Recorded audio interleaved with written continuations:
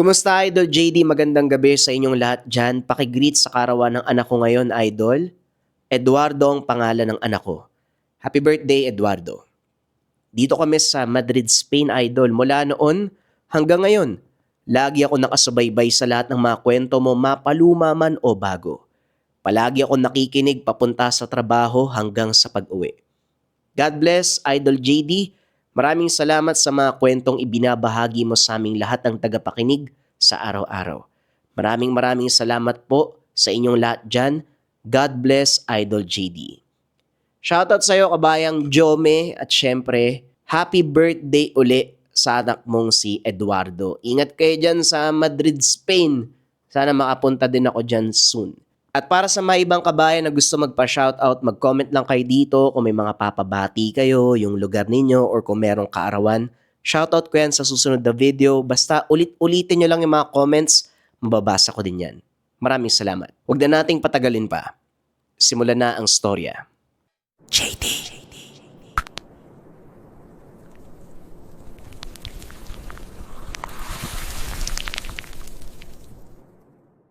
Ang kwentong ito ay hango sa totoong buhay. Mula ito sa isa nating kabayan na itago na lamang natin sa pangalang Waldo. Walang eksaktong taon, probinsya ng Antique.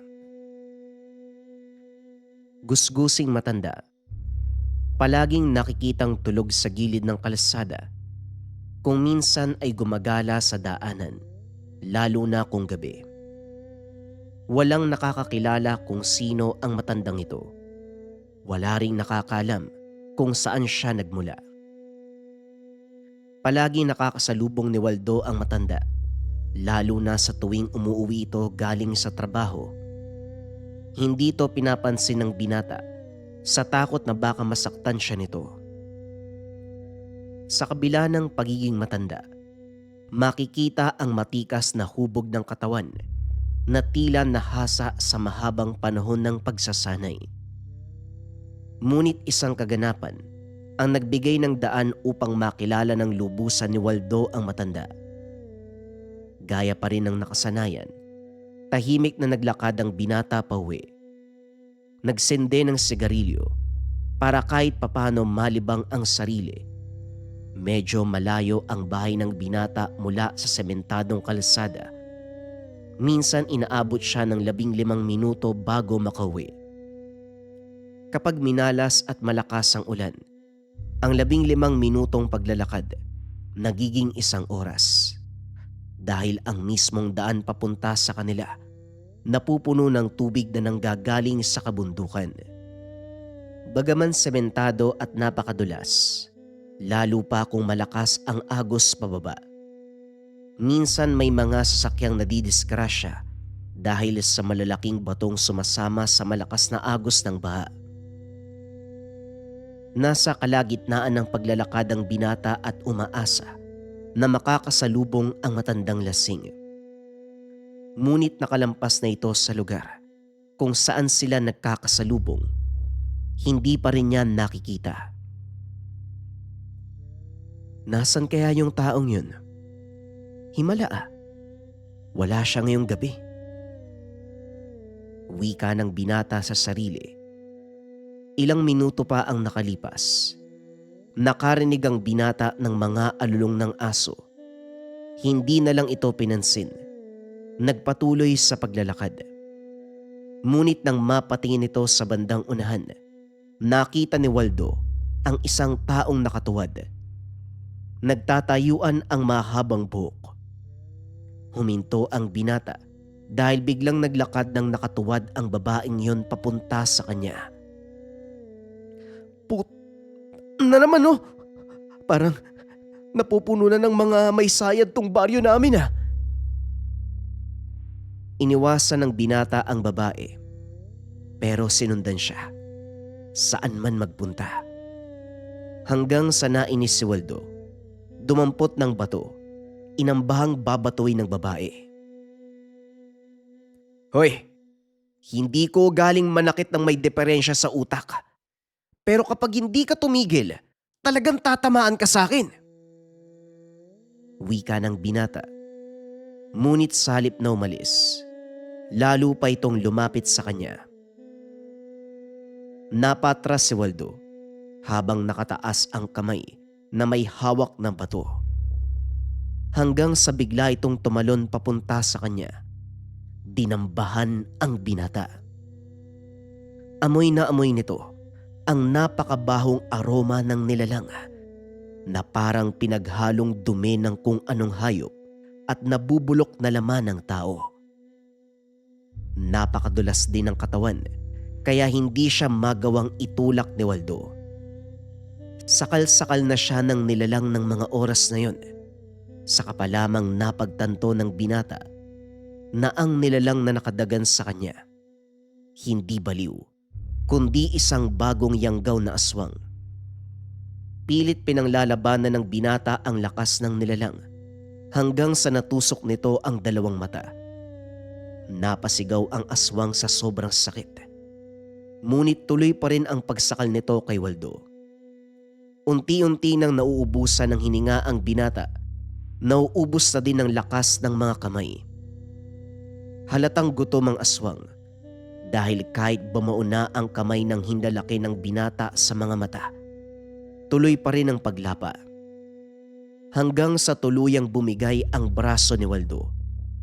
Natanggal nito ang pagkakatusok sa mga mata ng aswang. Sinipa ito palayo. Dali-daling tumayo si Waldo upang tumakas. Ngunit naubos na ang lakas nito sa pagpigil sa nilalang. Nanginginig na din ang tuhod ng binata kaya hindi magawang tumakbo. Sinubukan nitong maglakad palayo sa nilalang, ngunit nagawa pa rin siyang mahuli kahit hindi na ito nakakakita. Nahawakan si Waldo sa paa, dahilan para matumba. Hinila ito ng aswang papalapit sa kanya at kinalmot sa bandang tiyan. Mabuti na lang, makapal ang suot nitong jacket kaya hindi gaanong malalim ang naging sugat. Dito na nakaramdam ng matinding takot ang binata. Sumigaw si Waldo. Pilit humingi ng tulong. Nang mga sandaling iyon walang napapadaang sasakyan. Ramdam ng binata ang kawalan ng pag-asa. Sa isip niya, ito na ang huling sandali ng buhay. Nang biglang tumalsik ang nilalang at tumama sa puno, sa sobrang pagod, unti-unting nawala ang ulirat ni Waldo. Ang huling nakita, matandang lasing na palaging dumadaan sa lugar. Nagising ang binata. Nakitang nasa loob siya ng isang maliit na kubo. Nakaiga sa papag. May kung anong mga dahong nakasabit sa mga dingding. Sobrang sakit ng katawan nito dahil sa naganap. Hindi rin namalaya ni Waldo na nagawang baliin ng aswang ang kanyang braso. Dahil sa pananakit, hindi nito nagawang bumangon. Mabuti naman at nagising ka na. Pasalamat ka. Napadaan ako sa lugar na yon. Kung hindi, malamang hindi ka na rin makikita ng mga magulang mo. Napalingon si Waldo sa pintuan. Nakita ang matandang lasinggero. Maraming salamat po sa inyo. Opo, tama kayo. Kung hindi kayo dumaan malamang patay na ako eh. Aswang po ba yung nilalang na yun? Hindi lang basta aswang. Kung hindi isang bagong yanggaw. Napakalakas ng mga ganong uri. At dahil unang beses pa lang silang nakakain ng laman ng tao, talagang hindi sila titigil hanggat hindi kanila nakakain. Teka, huwag ka muna masyadong kumilos dahil malaki ang pinsala sa kanang braso mo. At isa pa, meron akong nilagay na gamot sa mga sugat mo. Makamandag ang kuko ng mga aswang at habang kumikilos ka, lalong mas mabilis itong kakalat sa iyong katawan hanggang sa umabot sa iyong puso.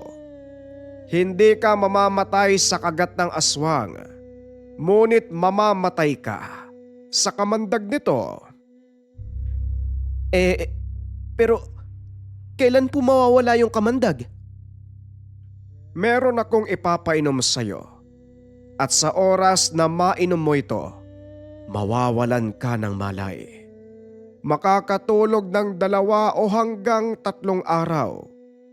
Ito ay natural na reaksyon ng iyong katawan sa gamot upang tuluyang mawala ang kamandag.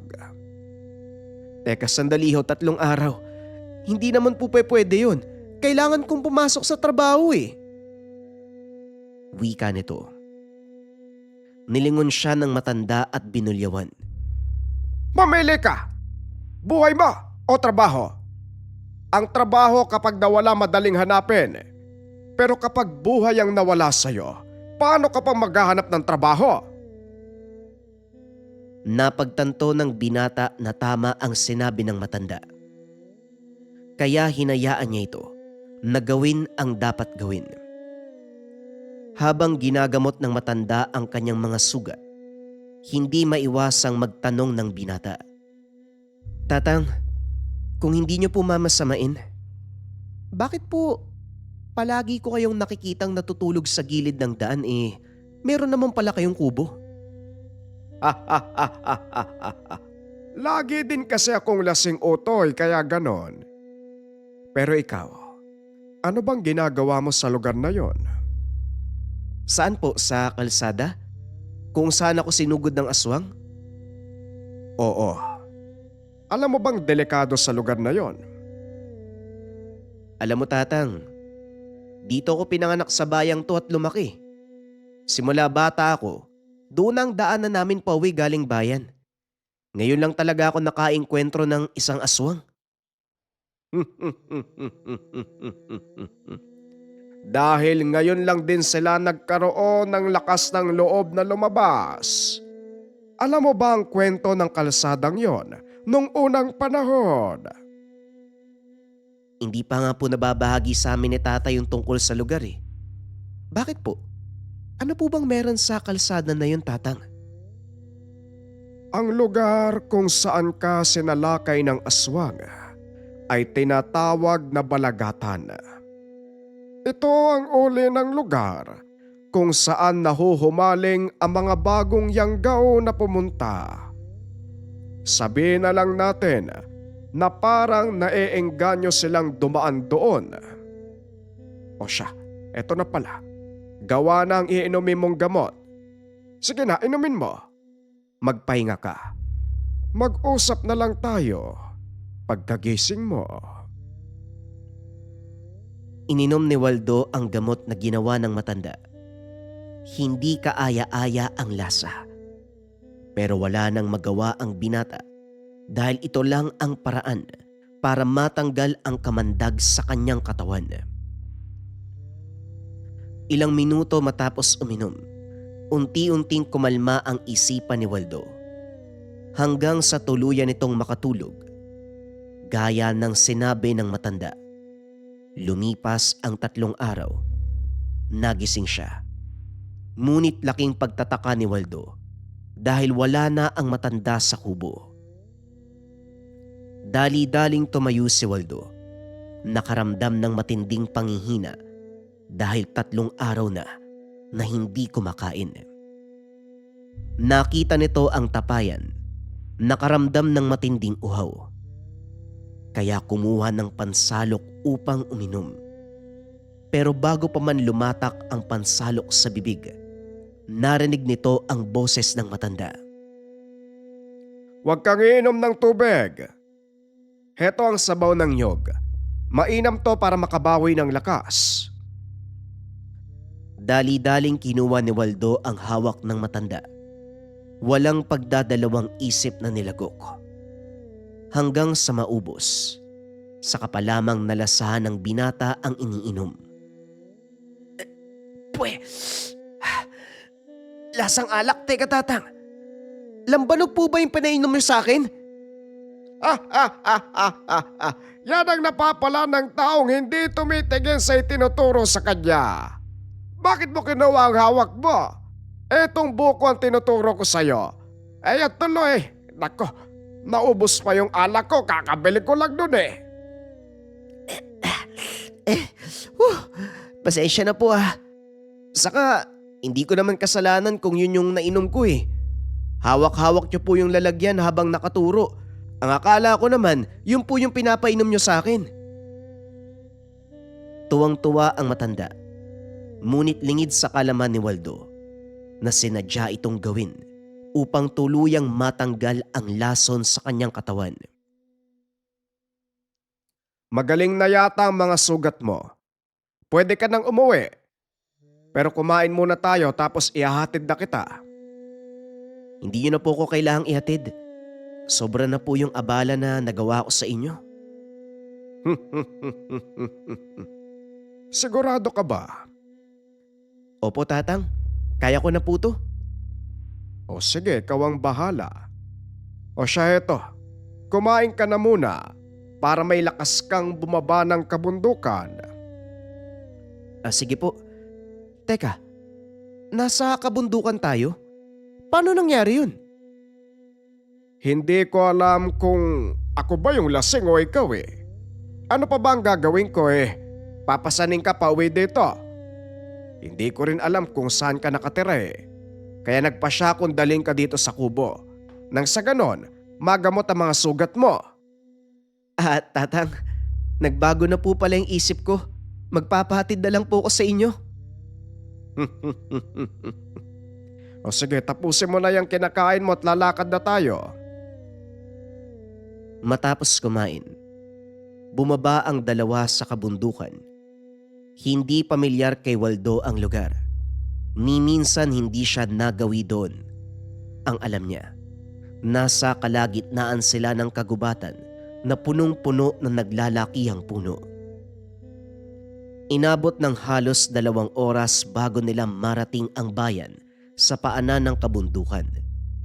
Ngunit napakalayo pa din ito kung saan nakatira si Waldo. Laking pagtataka ng binata kung paano siyang nadala ng matanda sa kubong ito. Halos 2 oras tayo naglakad tatang, pero napakalayo pa din ah. Sabihin niyo nga po sa akin yung totoo. Anong ginawa niyo para madala ako sa kubo? Ang kulit mo ah! Sinabing pinasang kita eh. Napaka-imposible po kasi ng sinasabi niyo. Bukod sa katotohanang napakatanda niyo na, napakatarik pa ng daanan no? Kaya hindi talaga kapanipaniwala na nagawa niyo akong pasanin paakyat.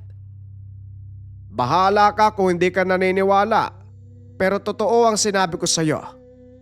Nga pala, oo. Ano pangalan ba? Waldo po. Waldo, sa oras na makarating tayo sa bayan, hindi ka na maaaring bumalik pa sa aking kubo. Po? Bakit naman? Walang ibang tao ang nakakarating sa lugar ko, maliban na lang sa akin. Kadalasan naliligaw sila o hindi naman kaya namamatay. Punong-puno ng mga engkanto at taglugar ang gubat na dinaanan natin. Sino man ang pumasok nang hindi ako kasama, siguradong mapapahamak sa kamay nila. Kayo po, paano niyo po nagagawang makalusot sa kanila? Dahil sa mga suot kong bertud. Dito napagtanto ni Waldo na isang ermitanyo ang matanda. Huminto sa paglalakad ang binata at bumalik. Sandali lang, saan ka pupunta? Sa palagay ko, hindi naman siguro masama kung mananatili ako ng ilang araw sa kubo mo. Bakit naman? Ang totoo niyan tatang, matagal ko nang gustong maging isang manggagamot. Nais ko pong matuto mula sa inyo, kaya sana turuan niyo po ako.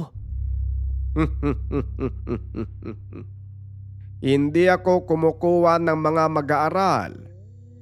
Pasensya ka na. Pero kung gusto mong matuto, maghanap ka ng mga albularyong handang magturo ng mga nalalaman nila. Dahil ang aral na taglay ko, hindi lang basta itinuturo. Wala sa mga aklat ng kapangyarihan ang mga ito. Alam kong, hindi mo lang din mauunawaan ang mga ituturo ko sa iyo. Bakit hindi niyo po subukan? Parang siguradong sigurado naman po kayo. Wala pa nga eh. Ayoko. Wala kang mapapala sa gusto mong mangyari. Magsasayang ka lang ng oras. Eh di ba ang sabi mo, may nag-aantay na trabaho sa'yo? Tang, kayo na din po nagsabi. Ang trabaho madaling hanapin yan. Kaya sige na Tang, turuan niyo na po ako.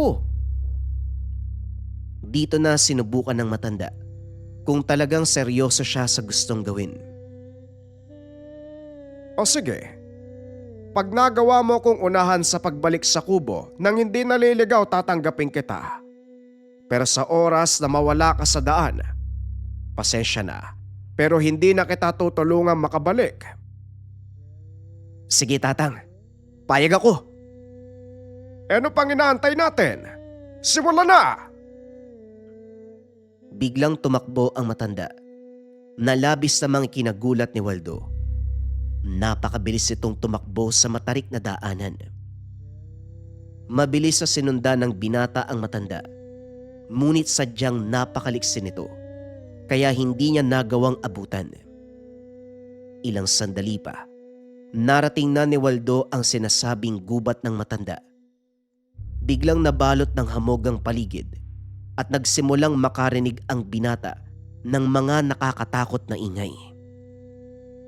Sigaw na parang pinipilipit ang katawan, iyakan ng mga sanggol, at ang mas nakakapanindig ng balahibo ng binata, ang alulong ng mga aso.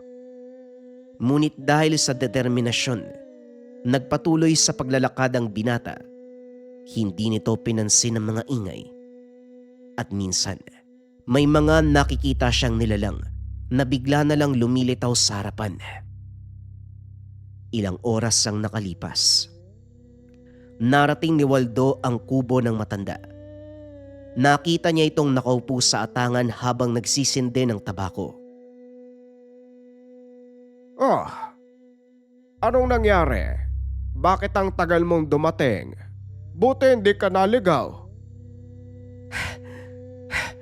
Hindi man po ako ganun katalino, pero mahusay po ako sa pagtanda ng mga daanan.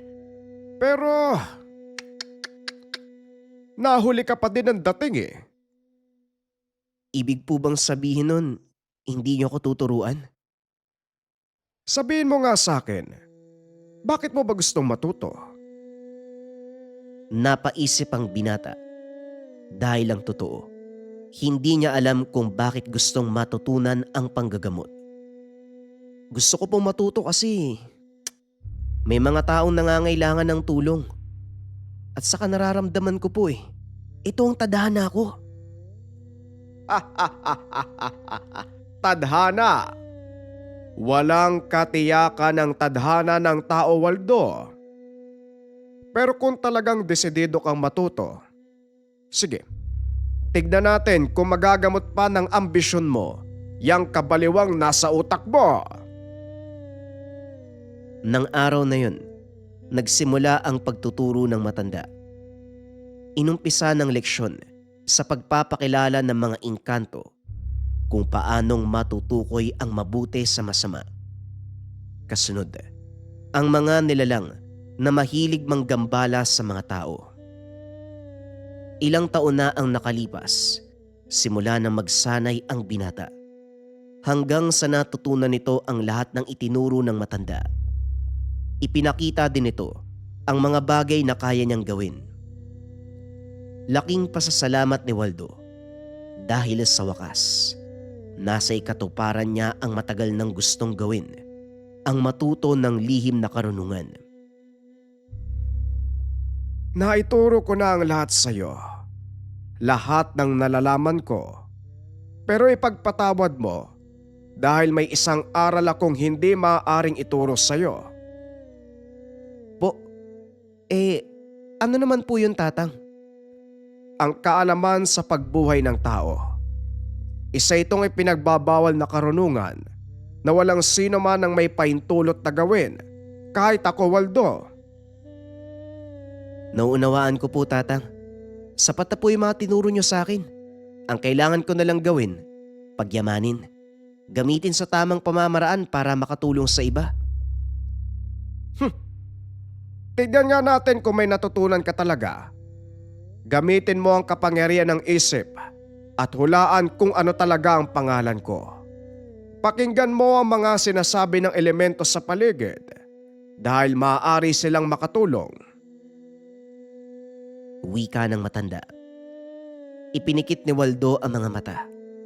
Pinakinggan ang ingay na gawa ng kalikasan. Ilang minuto din ang nakalipas. Napansin ng binata. Nakarinig siya ng mga ingay ng sasakyan. Idinilat ni Waldo ang mga mata. Laking gulat dahil nakaupo na siya sa ilalim ng isang puno sa plaza ng kanilang bayan. Teka tatang, nasan po kayo? At saka paano po ako nakapunta dito? Wika ni Waldo habang iniikot ang tingin sa paligid. Nagtataka ito. Alam niyang mahigit 5 taon siyang nawala sa lugar. Pero tila walang nagbago.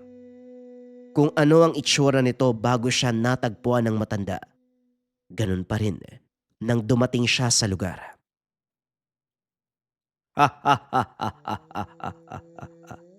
Tapos na ang pagsasanay mo, Waldo. Isa ka ng ganap na manggagamot. Ipagpatuloy mo lang ang mga aral na binigay ko at gamitin mo ito sa ikabubuti ng lahat. Paalam, Waldo. Ito na ang huli nating pagkikita. Wika ng matanda. Matapos ay naglakad ito palayo. Hanggang sa maglaho sa makapal na usok mula sa kung saan. Hanggang sa muli. Maraming salamat po Tatang Nicolas. Napagtanto ni Waldo ang mga pangyayari. Hindi siya umalis ng mga taon na yun. Mabilis lang lumipas ang mga araw sa lugar ni Tatang Nicolas. Kaya kahit abutin ka ng 5 taon sa lugar, katumbas nito, kalahating oras lang. Umuwi ang binata sa kanilang tahanan na parang walang nangyari. Huminto din ito sa pagtatrabaho para gampanan ang pagiging manggagamot. Laking pagtataka ng mga magulang dahil biglang nagdatingan ang mga taong nais magpagamot sa binata. Nagawa niyang pagalingin ng sakit ng mga ito. Sa kasalukuyan, wala na si Kawaldo, ngunit naiwan ang legasiya sa kanyang anak at buong pagmamalaki nitong sinasabi sa lahat na ang kanyang ama ay minsang naging mag-aaral ng malakas na antingero, ang isang ermitanyo na lasenggo.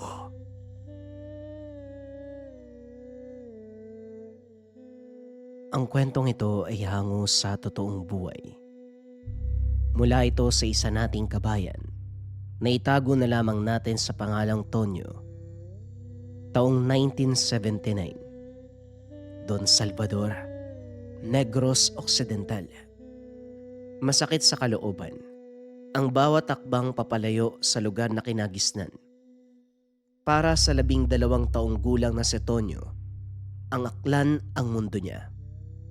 Ang mundo na binuo ng halakhak ng mga kalaro, ng alon sa dalampasigan at ng mga bisig ng pumanaw na ama. Subalit sa isang iglap, ang mundo ay gumuho. Sa loob ng maliit at lumang barong-barong, nakaupo si Tonyo sa isang sulok, nakatitig sa sahig, habang yakap-yakap ang mga tuhod. Sa tapat nito, abala ang inang si Nanay Minda sa pag-eempake ng iilang natitirang gamit sa loob ng bag. Tonyo anak, makinig ka sa akin. Wala na tayong magagawa pa dito.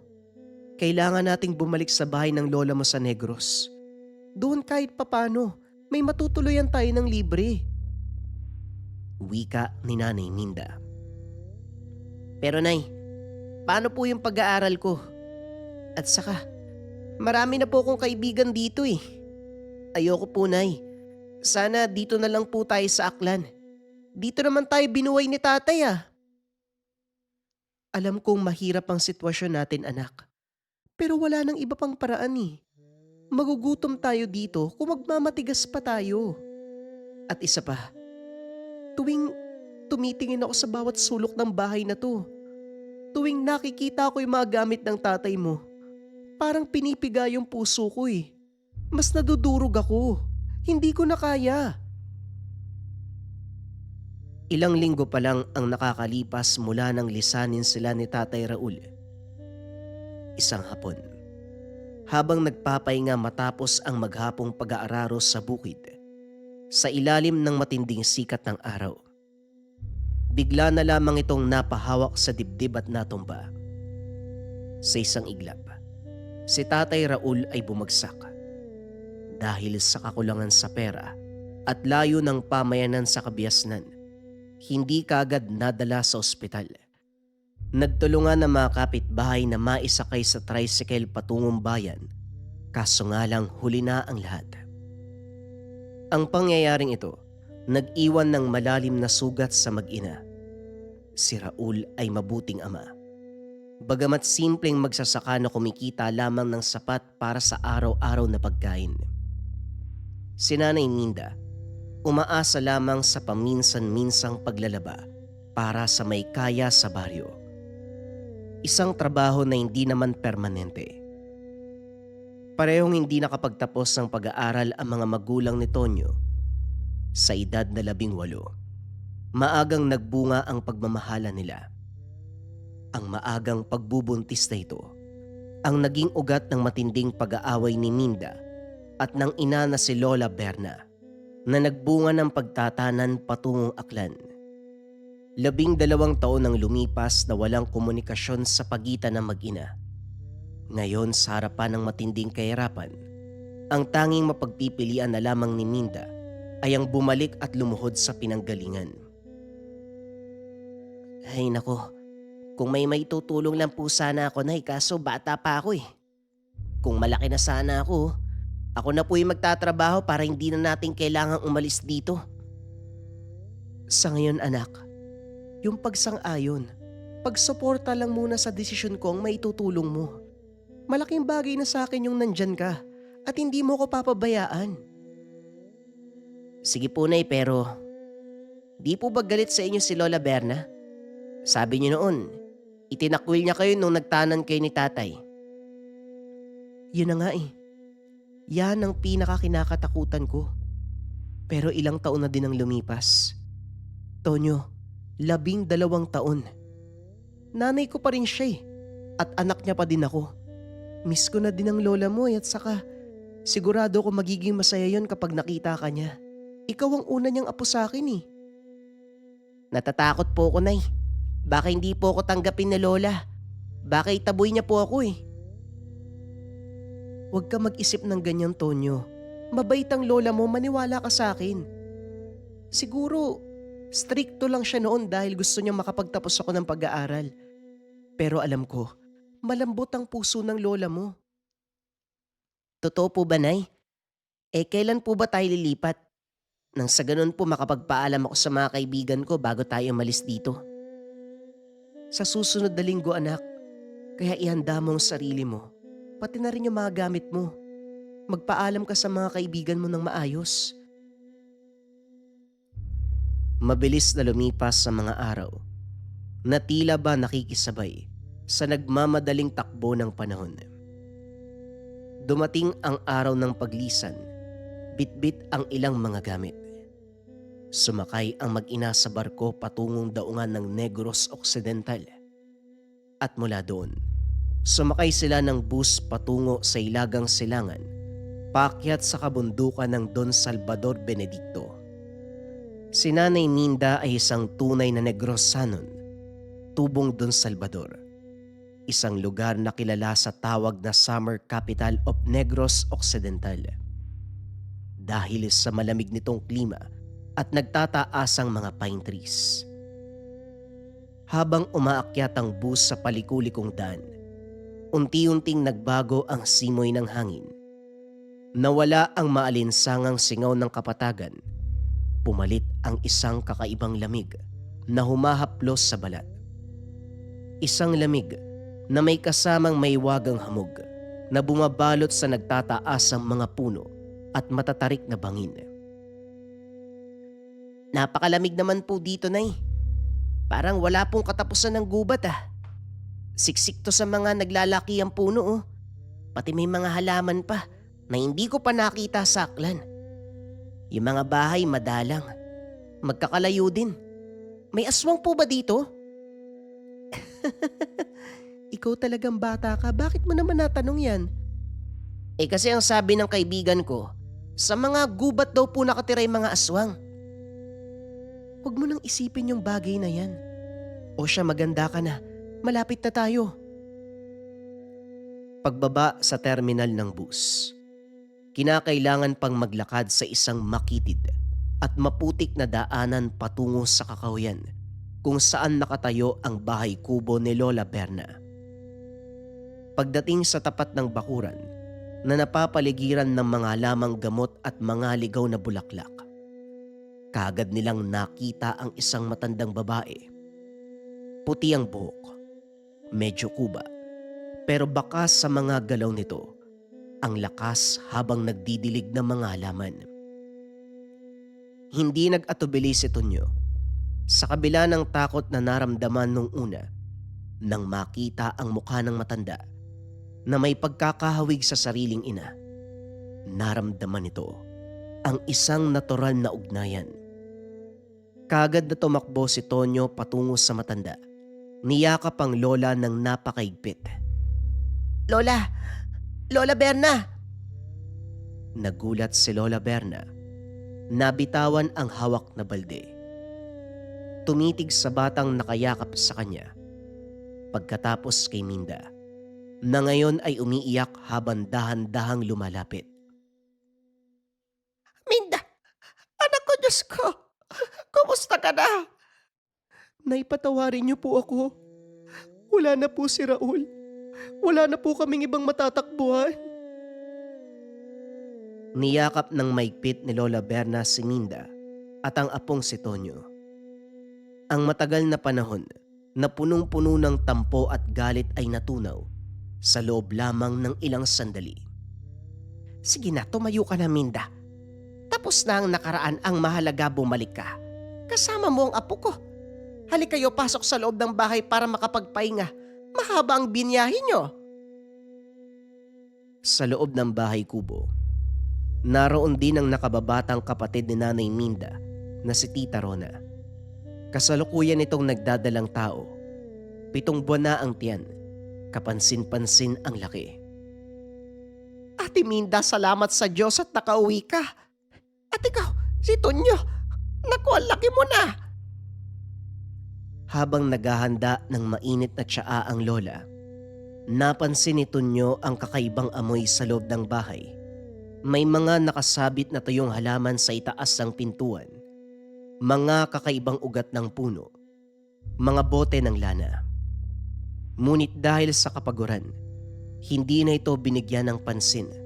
Agad na nakatulog sa silid na hinanda para sa kanila. Ilang araw ang mabilis na lumipas. Unti-unti nang nakakasanayan ni Tonyo ang malamig na klima ng lugar. Gayunpaman, may isang bagay ang napapansin ng bata. Tuwing dumarating ang 6:00 ng gabi, nag-iiba ang pakiramdam sa loob ng bahay. Nagiging seryoso ang mukha ni Lola Berna. Maagang isinasara ang lahat ng mga bintana. Isang hapon, habang nag-aayos ng hapagkainan ng pamilya, tinawag ni Lola Berna sila Tonyo at Nanay Minda upang maupo. Ang mukha ng matanda ay seryoso, walang bahid ng pagbibiro. Minda, Tonyo, makinig kayong mabuti sa akin. Iba ang lugar na to kumpara sa aklan na pinanggalingan nyo. Dito, lalo na sa kabundukang ito, malayo sa kabiasnan, hindi lang tayo ang naninirahan. Po, ano pong ibig niyong sabihin, Nay? Ang mga aswang, laganap sila ngayon dito sa ating baryo. Marami ang mga hayop ang namamatay na walang dugo. May mga palipalita pa. Pati sanggol nawawala sa kabilang sityo at ngayon, may malaking dahilan kung bakit sila aaligid sa ating tahanan. Buntis ang kapatid mo, ang amoy ng nagdadalang tao, lalo na't malapit ng mga anak. Parang isang piging para sa mga halimaw na yan. Masusubukan ng talas ng kanilang pang-amoy at sigurado kung magpaparamdam sila sa bahay na ito sa mga susunod na gabi. Mula sa bulsa, naglabas si Lola Berna ng 3 maliit na bote na may lamang lana, may mga ugat at kung ano-anong maliliit na bagay sa loob. Tonyo, apo, lumapit ka rito. Eto ang lana. Ilagay mo sa bulsa mo palagi. Huwag mong iwawagli kahit isang segundo. Kapag nakita mong kumulo ang langis na ito, tandaan mo, nariyan na ang masasamang nilalang sa paligid. Dahil nga hindi pa nakakaranas ng ganitong kababalaghan sa aklan, hindi napigilan ni Tonyo ang mapatawa ng bagya. Para sa kanya, ang mga ganitong kwento ay pang telebisyon lamang o hindi kaya kwentong bayan. Ano pong gagawin ko dito, Lola? Pasensya na po kayo ha. Wala po kasi kung alam tungkol sa mga ganito eh. Parang hindi naman po yata totoo na kumukulo yung langis ng kusa. Hindi ngumiti si Lola Berna. Sa halip hinawakan nito ang balikat ni Tonyo. Sapat para tumigil ang bata sa pagtawa. Huwag mong pagtawanan ng mga bagay na hindi mo pa nakikita, Tonyo. Ang kawalan ng alam ay siyang madalas nagiging mitya ng buhay ng tao dito sa kabundukan. Yan ang isa sa pinakaimportanteng panangga dito sa lugar natin. Upang maging handa ka kung sakaling wala kami sa tabi mo. Inilabas pa ni Lola Berna ang 2 pulang tela. Ito naman ang habak. Tig-isa kayo ng nanay mo. Ito ay may panalangin nakasulat sa loob. May mga proteksyon mula sa mga sinaunang ninuno. At ito, isang pulang bato na galing pa sa isang kaibigan kong manggagamot. Ito ang magbibigay ng lakas at magpapaikot sa paningin ng mga aswang para hindi nila kayo makita o hindi sila makapasok sa bahay na ito. Totoo po ba yan, Nay? Akala ko kwentong bayan lang ang mga yan ah. Totoo ang lahat ng ito, Minda. Nung wala ka dito, marami na akong hinarap. Kaya huwag kayong magpapadalos-dalos. Rona, isuot mo to palagi ha. Huwag mong aalisin sa leeg mo yan. Opo, Nanay. Natatakot na nga po ako tuwing gabi. Parang may naririnig akong kaluskos eh. Hindi yun pusa. Kaya nga ngayon bago tuluyang magdilim, magsusunog tayo ng goma sa labas ng bakuran. Tonyo, tulungan mo ko. Goma, Lola? Bakit po goma? Ang amoy ng sunog na goma ay napakabaho at hindi ka nais-nais para sa mga aswang. Nalilito ang matalas na pang-amoy nila dahil dito, hindi nila maaamoy ang dugo ng buntis. Isa itong simpleng paraan, ngunit mabisa para lumayo sila sa ating bakuran. Makapal at maitim na usok ang lumabas sa hangin. May kasamang mabahong amoy na nakakasulasok sa ilong. Tumingin si Tonyo sa paligid. Ang kadiliman ay mabilis sa bumaba sa kabundukan. At ang mga tunog ng mga hayop sa gubat ay nagsimulang mag-ingay, na tila ba nagbabadya ng isang gabi na hindi katulad ng iba. Sumapit ang madaling araw, bandang 2:00. Ang buong bayan ay natutulog na. Maliban kay Tonyo, na hindi mapakali sa higaan dahil sa lamig at sa kakaibang pakiramdam na parang may nakatitig sa kanya mula sa labas ng bintana. Isang mahinang tunog ang narinig ni Tonyo mula sa itaas ng kisame. Akala niya nung una, mga sanga lang ng puno na humahampas sa bubong dahil sa hangin. Subalit ang tunog ay nag-iba. Naalala bigla ni Tonyo Ang maliit na bote ng lana na binigay ni Lola Berna na nasa loob ng bulsa ng pantalon na nakasabit sa may dingding. Dahan-dahan siyang bumangon. Pilit na hindi gumagawa ng ingay. Nilapitan ang pantalon. Dinukot ang maliit na bote. Sa ilalim ng liwanag ng buwan na lumusot sa siwang ng bintana, nanlaki ang mga mata ni Tonyo. Ang langis sa loob ng bote ay hindi na kalmado. Ito'y nag-uumpisa ng bumula, gumalaw ng mabilis, kumukulo ng kusa. Hindi maaari ang sabi ni Totoo nga, kumukulo nga ang lana. Narinig niya ang isang mahabang huni ng ibon sa labas. Sabi ni tatay noon, kapag malakas ang tiktik, malayo pa siya. Pero kapag humina, naku, Nay! Lola!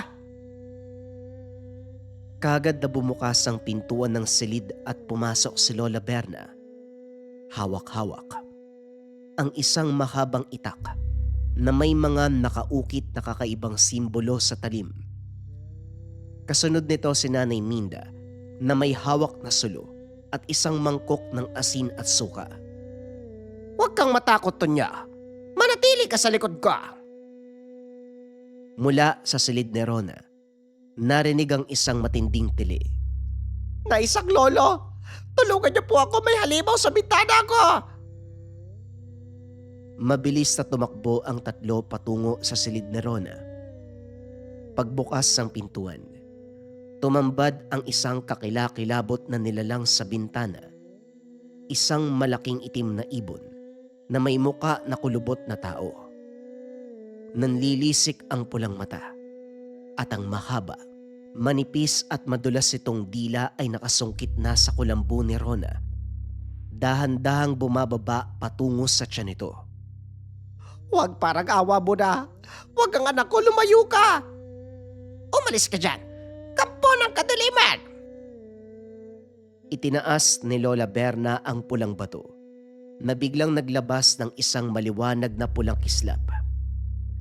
Ang nilalang ay umangil ng malakas. Minda, kunin mo yung asin kayo na. Kagad isinaboy ni Nanay Minda ang pinaghalong asin at abo sa direksyon ng bintana. Nang tumama ito sa balat ng nilalang, umusok na parang napapaso sa kumukulong asido. Ang aswang ay nag-ingay ng napakasakit. Isang tunog na parang pinaghalong iyak ng aso at hiyaw ng baboy. Dahil sa takot at sakit mula sa kapangyarihan ng bato at ng habak na suot ng pamilya, ang nilalang ay mabilis ng matras. Tumalon pabalik sa kadiliman ng gabi. Maririnig ang mabilis sa pagkampay ng malalaking pakpak papalayo sa kabundukan.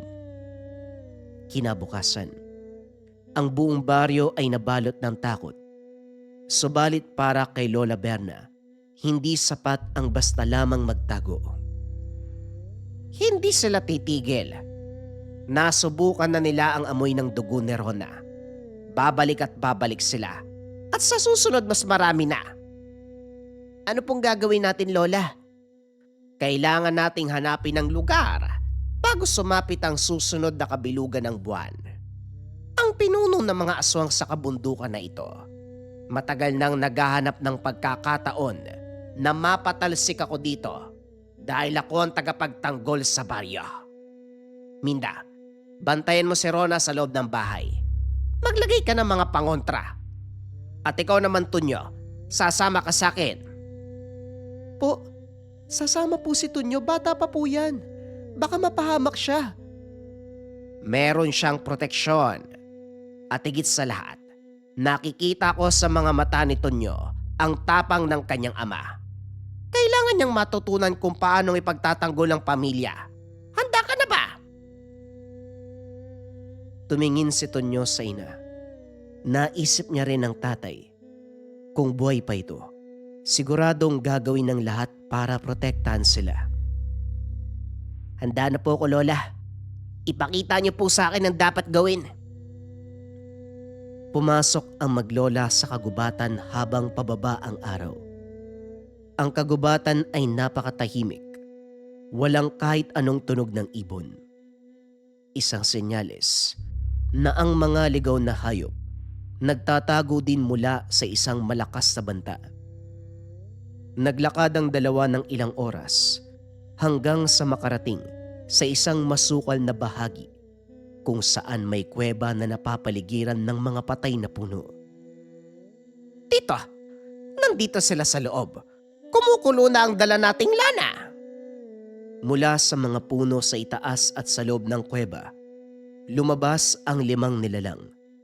Ang mga katawan nito ay tila tao, ngunit mahaba ang mga braso na may matutulis na kuko.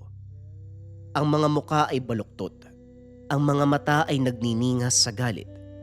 Sa gitna nila naroon ang gabunan, isang matandang lalaki na may mahabang itim na kuko.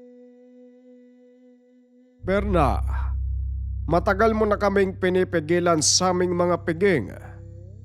Ngayon dinala mo pa ang apo mo para mamatay kasama mo. Hindi mo makukuha ang aking pamilya at hindi mo magagalaw ang mga tao sa baryo habang nabubuhay ako.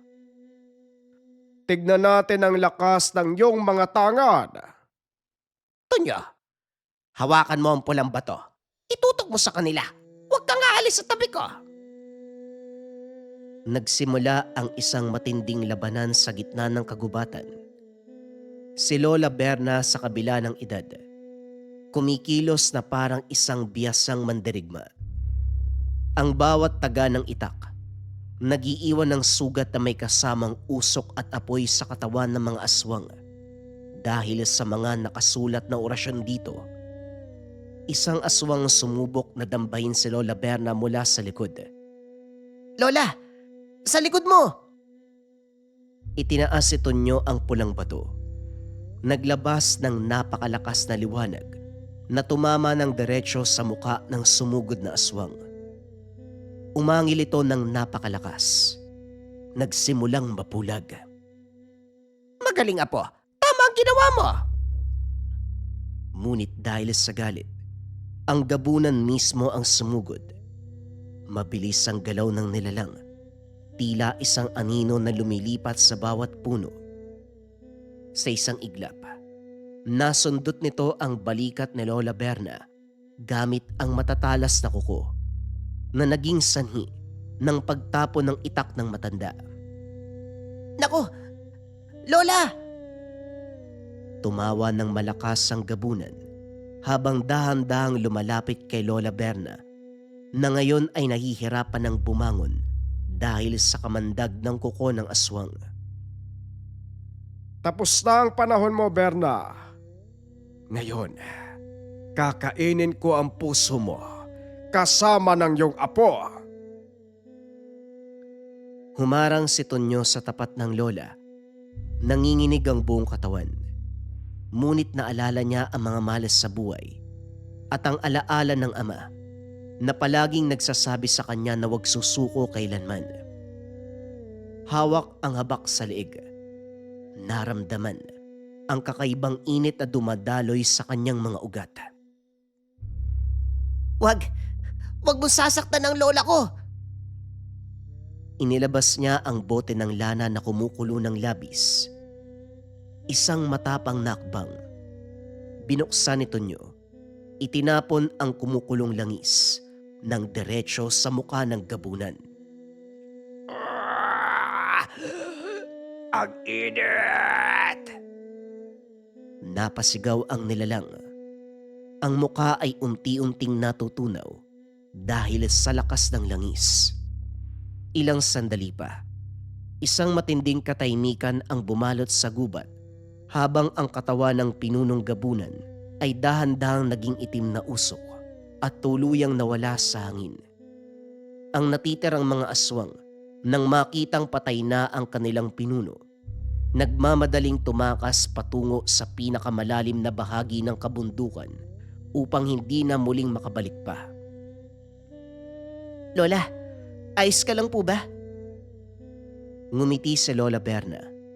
May luha ng pagmamalaki sa mga mata. habang hinahawakan ang pisngi ng apo.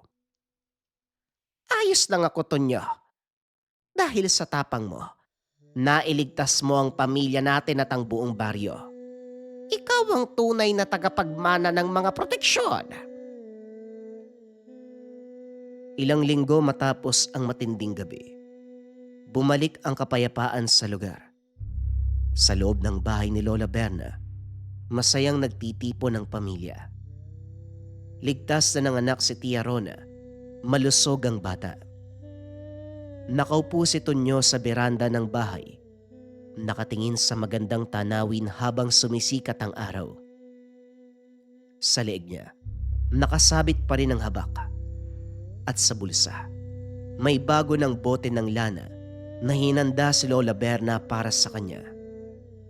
Isang langis na ngayon ay kalmado at tahimik. O anak, mukhang malalim ang iniisip mo ah. Alam niyo na nung una, takot na takot ako lumipat dito eh. Akala ko hindi ako tatanggapin ni Lola. At akala ko, magiging malungkot ang buhay dito dahil malayo sa mga kaibigan ko. Eh ngayon, anong tingin mo dito? Ngayon po na napag-isip-isip ko. Tama po yung desisyon nyo. Marami akong natutunan. Naging matapang hindi lang para sa sarili ko, kundi para na din po sa ibang tao. Lumabas si Lola Berna mula sa loob ng bahay. O Tonyo apo, huwag mong kakalimutan ang mga tinuro ko sa iyo ha. Ang mutya at anting-anting, gabay lamang at proteksyon. Ang tunay na lakas, nagmumula sa isang malinis na puso at sa tunay na pagmamahal. Opo Lola, hindi ko po yan makakalimutan. Ang hangin, patuloy na umihip ng malamig. At ang bagong pag-asa ng isang pamilyang dumaan sa matinding unos. Ngunit nanatiling matatag dahil sa pagkakaisa at tapang na ipinakita dahil sa trahedya. Naway nagustuhan ninyo ang kwento ni Lola Berna at ang kanyang tagapagmana na si Tonyo. Ang kwentong ito ay hango sa totoong buhay. Mula ito sa isa nating kabayan na itago na lamang natin sa pangalang Ipeng. Walang eksaktong taon. Probinsya ng Mindanao. Lumaki sa isang pamayanan na nasa tabi ng dagat itong si Ipeng. Hindi nakilala ang mga magulang. Sanggol pa lang, nasa pangangalaga na ito ng kanyang lolo Sanong. Pinalaki na may takot sa Diyos. Respeto sa kapwa itong si Ipeng. Disiplinado, ngunit malumanay si Tatang Sanong. Dating sundalo at nang magretiro ay naging kapitan del baryo sa kanilang lugar. Kilala ang matanda sa pagiging mabait, ngunit strikto pagdating sa mga ordinansa ng kanyang nasasakupan. Inirerespeto ang matanda, hindi lang dahil siya ang kapitan, kundi dahil na din sa mga kakaiba nitong kaibigan. Tuwing ika-4 na Biyernes ng buwan, isang lumang galyon ang dumadaong sa dalampasigan. Kulay itim ang mga layag, at kung pagmamasdang mabuti, tila nakalutang ito sa hangin. Sinasabing ang galyong ito, isang sasakyang pandagat na mga piratang engkanto. Ngunit may ilan din na nagsasabi na pangkaraniwang lumang barko lang na naglalayag sa kanilang karagatan. Ipeng, bilisan mo na. Maya-maya lang lulubog na ang araw. Ika-4 na Biyernes ngayon. Nakakalimutan mo na ba? Wika ni Tatang Sanong. Siyempre naman po hindi. Ilang sandali lang, dadaong na ang galyon nila Manong Romulo. Anong laruan na naman kaya yung dala niya para sa akin? Tugon ni Ipeng. Ay nako, wag mo munang isipin ang tungkol sa mga laruan. Ang mabuti pa, tulungan mo kung maganda para sa mga kasama niya. Nang mga panong ito 10 taong gulang pa lang si Ipeng, nakasanayan na salubungin ang mga kaibigan ng kanyang lolo Sanong tuwing gabi ng ika-4 na Biyernes. Naghahanda ang mga ito ng iba't ibang uri ng makakain. Ngunit ang pinagtataka ni Ipeng, wala itong asin, sibuyas, bawang at luya. Tanging dahon lang ng laurel at ilang pampalasang dahon ng ginagamit ni Tatang Sanong. Lolo, bakit naman napakatabang ng luto niyong karni?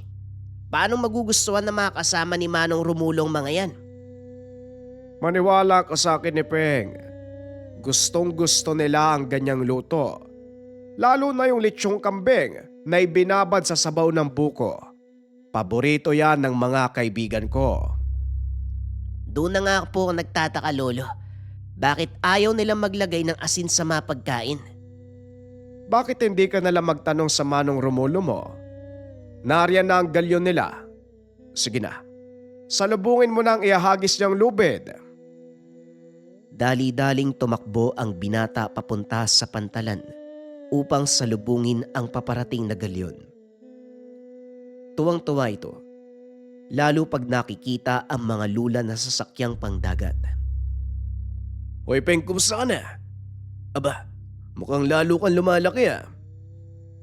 Aba syempre, gusto ko ring sumama sa inyo balang araw. Kaya ako nagpapalakas sa nag-aaral ng mabuti. Ang sabi kasi ni Lolo, kakailanganin mo daw ng isang taong mahusay magbasa ng mapa. Ha? Sinabi niya yun? Opo, sinabi po sa akin ni Lolo Sanong ang lahat ng yun. Pero syempre, kailangan ko munang maging malakas at matalino. Tama. Kaya mag-aral ka na mabuti at kumain ng marami. At oo nga pala, napag-uusapan ng pagkain ha. Handa na ba ang mesa? Opo Manong, kanina pa nga po kayo inaantay ni Lolo eh. Mga kasama, tara na. Luto na ang pagkain. Dalhin niyo mga pasalubong natin at ang pinakamasarap na alak. Huwag niyong kakalimutan ng laruan ni Ipeng. Wika ni Romulo. Sa kanyang mga tauhan, isa-isang nagbabaan ang mga ito. Daladala ang ilang mga baul na naglalaman ng mga kagamitan. At ang ilan sa mga yon, kayamanang naipon nila sa isang buwang paglalayag. Mabuti naman at naging kaaya-aya ang paglalayag nyo. At mukhang masagana ang karagatan ngayon ah. Ang mga baul na yan ay naglalaman ng mga pampasabog. At ang ilan, mga ginto at pilak na galing sa mga mangatang sa bandang Tawi-Tawi. Hindi na talaga natigil ang mga yon sa pangungulimbat sa mga kalapit na isla. Palibasa hindi sila taga dito sa atin, kaya malakas ang kalooban nila. Alam na mga dayuang mangatang na walang huhuli sa kanila at hindi saklaw ng batas ng bansa ang kanilang gawain. Mabutit nariyan ka, pati na rin ang mga alaga. Huwag mo silang tawaging alaga, Tatang, dahil parte sila ng pamilya. Tignan mo si Ipeng, tuwang-tuwa sa pakikipaglaro sa kanila. Pero hindi niya alam, mga engkanto ang kalaro niya. Hanga din ako sa iyo, Romulo. Ang buong akala ko, nagsanay ka ng lihim na karunungan para makapanggamot. Pero heto ka isang pirata. At ang mga kasama mo, puro engkanto. Naramdaman ko po kasi yung pangangailangan ng mundo, Tatang. At isa pa sa panahon ngayon, wala nang gustong maging kagaya ko eh. Ayaw mo nun? Ang kaisa-isang mag-aaral ni Tatang Sanong, kinakatakutan sa karagatan. Habang nagkakasiyahan, nagsimula ang kwento ni Romulo. Nang tumungtong ito sa edad na 19, nagsanay bilang manggagamot at nang maging biyasa, nagpa siyang mangalap ng mutya upang maging mas malakas. Aatras tayo ng 10 taon. Nang mga panong ito laganap ang karahasan at ang mga masasamang loob sa kanilang lugar, nasaksiyan ng binata ang kalupitan ng mga bandido, mapalupa man o sa karagatan. Dahil dito, nagpa siya ang binata na maganap na mga kagaya niya na gustong wakasan ang kasamaan ng mga mangatang. Ngunit wala ni isa sa mga kababaryo ang may lakas ng loob na lumaban. Hanggang sa natuklasan nito ang isang aklat na naglalaman ng ritual kung saan maaari siyang tumawag ng mga engkantong makakatuwang. Walang kalam-alam si Tatang Sanong sa gagawin ng binata. Nagdala ito ng isang pares ng puti at itim na manok. Dinala sa gitna ng kagubatan, nagsagawa ng ritual. Nagtagumpay sa unang subok si Romulo. Nagawa nitong tawagin ang isang hukbo ng mga engkantong tubig nun. Ano ang kailangan mo, mortal? Bakit mo kami tinawag? Hindi mo ba alam, kalapastanganan ang pagtawag sa amin nang walang sapat na dahilan? Huwag kayong mag-alala dahil hindi ko sasayangin ang oras niyo. Una sa lahat, gusto ko magpasalamat sa inyo dahil dininig niyo ang aking pagtawag. Sabihin mo na ang pakay mo at siguraduhin na hindi sasayangin ang pagpunta namin dito.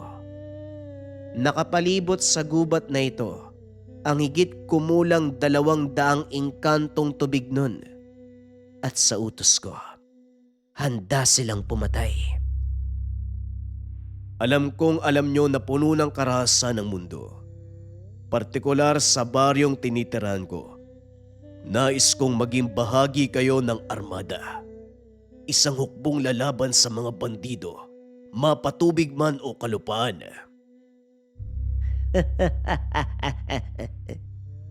Sa tingin mo, papayag kami sa gusto mong mangyari? Sa tingin ko, oo. Pasensya na, pero hindi kami nakikialam sa mga away at suliranin ninyong mga tao. May sarili kami mga problema na dapat bigyan ng solusyon. Kaya hindi ko maaaring paunlakan ang gusto mong mangyari. Alam ko kung ano ang problemang sinasabi mo. Alam kong nasira ang mga tahanan niyo dahil sa kagagawan ng mga bandido. Ang kalaban ng kalaban ko ay kaibigan ko. Isa tayo ng gustong mangyari, parusa ng mga bandido. Pero kung sakaling pumayag kami sa kagustuhan mo, anong seguridad ang may papangako mo sa amin? Kalayaang maglakbay sa mundo ng mga tao. Nagkatinginan ang mga engkanto. Ang ilan ay nagbulungan pa. Napangiti si Romulo dahil alam niya, ito na ang matagal na inaasam ng mga engkantong tagatubig. Sa mga hindi nakakalam, ang engkanto na mula sa tubig, mga nilalang na naninirahan sa ibabaw ng mga katubigan, gaya ng lawa, ilog at karagatan. Nagpapalutang-lutang ang mga ito. Hindi maaaring tumapak sa lupa dahil sa oras na gawin ang bagay na ito, kusang masusunog ang katawan nila. Ito ay isang sumpa na binigay sa kanila ng diwatang mandirigma na si Inaginid. Nang tanggihan ng mga tagtubig ang paghingi ng saklolo, matatanggal lang ang sumpang ito kung may isang mortal na may sapat na lakas at kaalaman na handang isakripisyo ang sariling kaluluwa para sa kanilang kalayaan. Balik tayo sa kwento. Alam mo ang kapalit ng gusto mong mangyari, mortal. At alam kong hindi mo yon kayang ipagkaloob. Wika ni Malakayas. Kinuha ni Romulo ang libro ng mga ritual. Binuksan ito sa bahaging naglalaman ng pamamaraan kung paanong papalayain ang mga tagatubig. Binunot ni Romulo ang punyal sa kanyang tagiliran, itinutok sa sariling leeg. Paano ko sabihin ko sa'yo na handa kong ialay ang sarili kong kaluluwa para sa kalayaan niyo? Hindi makapaniwala ang pinuno ng mga tubignon. Ito ang unang pagkakataon. Nakatagpo sila ng mortal na handang magsakripisyo para sa kanilang kalayaan. Nasisiraan ka na ng bait. Alam mong mamamatay ka. Handa akong mamatay kung ang kapalit nito ay buhay at kapayapaan para sa mas nakararami. Saan mo hinuhugot ang tapang mo, mortal? Sa pagdanais na magkaroon ng payapang buhay ang mga taong mahalaga sa akin. Ano, papayag ka ba? Natutuwa ako sa iyo, mortal. Maaari mo bang sabihin sa akin ang pangalan mo?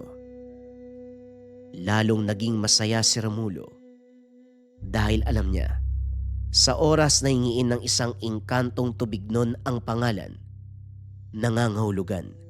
Ito na ang simula ng kasunduan. Tawagin mo kong Romulo. Kung ganon, Romulo, simula ngayon, tawagin mo kong Malakayas. Tinatanggap ko ang iyong alok. Walang pagdadalawang isip na ginilit ng binata ang kanyang leeg. Ipinatak ang dugo sa pahina ng aklat, maging ang katawan ng binata. Mula sa abo, muling nabuo ang isang panibagong katauhan. Simula sa araw na ito, hindi ka na isang mortal. Sa pamamagitan ng ginawa mong pag-aalay, ikaw ay isinilang mula sa sarili mong abo. Isang bagong nilalang. Romulo, dalhin mo kami sa kung saan mo nais magpunta at susundin namin ang iyong utos. Kung ganon, malaya kayong umapak sa lupa simula ngayon. Isa-isang naglapagan ang mga tubignon. Nagsigawan pa ang mga ito sa sobrang tuwa. Sa kauna-unahang pagkakataon, sa loob ng mahabang panahon, naranasan nila na makaapak sa lupa, mahawakan ang tubig na noon ay tinitignan lang nila. Nawala ang lubusang kalayaan ng binata kasabay ng muling pagkabuhay. Ang sumpang isang beses sa isang buwan lang ito maaaring tumapak sa lupa. Gayunpaman naging masaya ito dahil sa wakas, may isasagawa niya na ang matagal nang minimithi, ang lipunin ang mga bandidong naghahasik ng takot sa kanyang lugar. Naging matagumpay ang binata sa kanyang misyon. Nagawa nitong ubusin ang mga bandido sa kalupaan. Ngunit lalo namang dumadami ang mga bandido sa karagatan o ang tinatawag na mga tanga. Dagdag kaalaman tungkol sa mga tubignon. Maliban sa pagiging mandirigmang engkanto, kilala ang kanilang lahi bilang mahusay na manlalayag, tagagawa ng sasakyang pandagat, at sa katunayan, sila ang mga umalagad na hiningian ng tulong ng mga panday na gumawa ng bangka bago pa man sila isumpa ni Inaginid. Balik tayo sa kwento. Gumawa ng malaking sasakyang pandagat ang mga tubignon. Ito ang ginamit nila upang harangin at puksain ang mga mangatang. Simula noon, kinatakutan ng mga masasamang loob ang anino ng malaking galyon na lumulutang sa karagatan. Dahil ang sino mang maabutan ng galyong ito, hindi na makakaligtas pa. Sinasabing kinukuha ng sasakyang pangdagat ang kaluluwa ng mga biktima na siyang lalong nagpapatibay at nagbibigay ng lakas sa bawat lula nito. Balik tayo sa kasalukuyan. Habang patuloy na nagkakasiyahan ang mga kasama ni Romulo, tinawag nito si Ping. Naupo naman ang paslit sa kanyang tabi. Makinig kang mabuti, Ping. Darating ang panahon na lilipas ang lahat. Maging ako at ang mga kasamahan ko, maglalakbay papunta sa isang lugar kung saan hindi ka na maaaring bumalik. Pero hindi yun nangangahulugan ng wakas.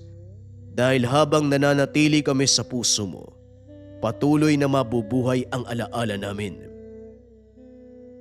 Bakit mo naman po sinasabi yan, Manong Romulo? Para ka nang namamaalam ah. Hindi naman sa ganon. Sinasabi ko lang ang katotohanan dahil yun talaga ang magaganap at hindi natin pwedeng iwasan.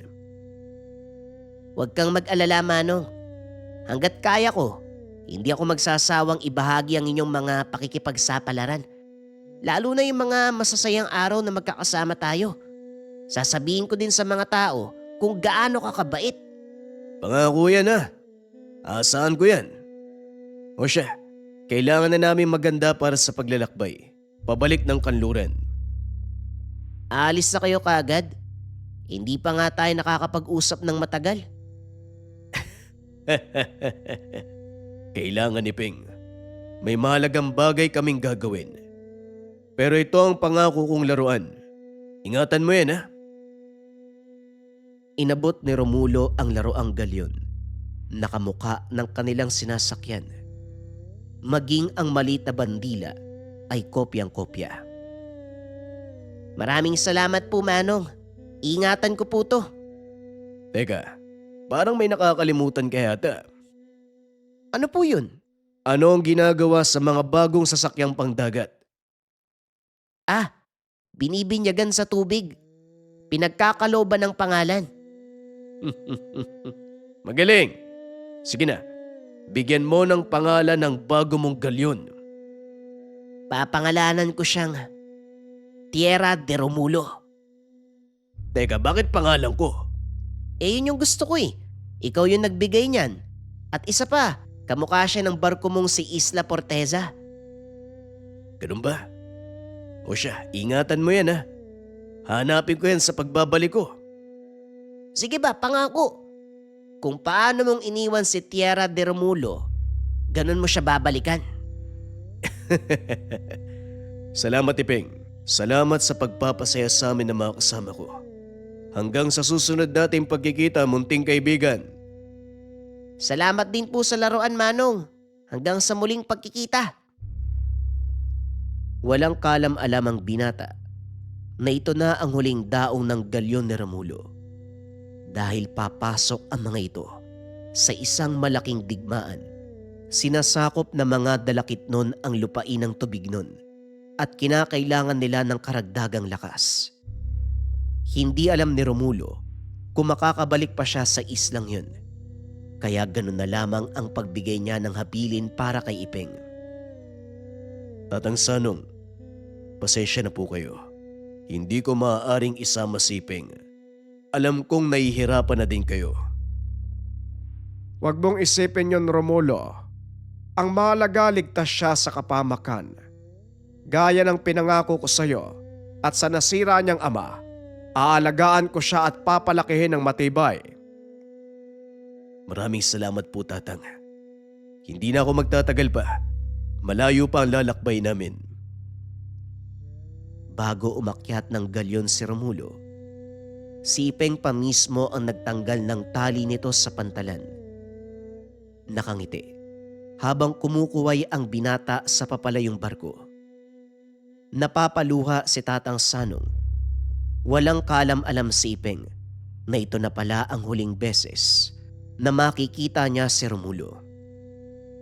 Isang buwan nang nakalipas, matyagang nag-abang sa pantalan si Ipeng, pero walang galyon na dumaong.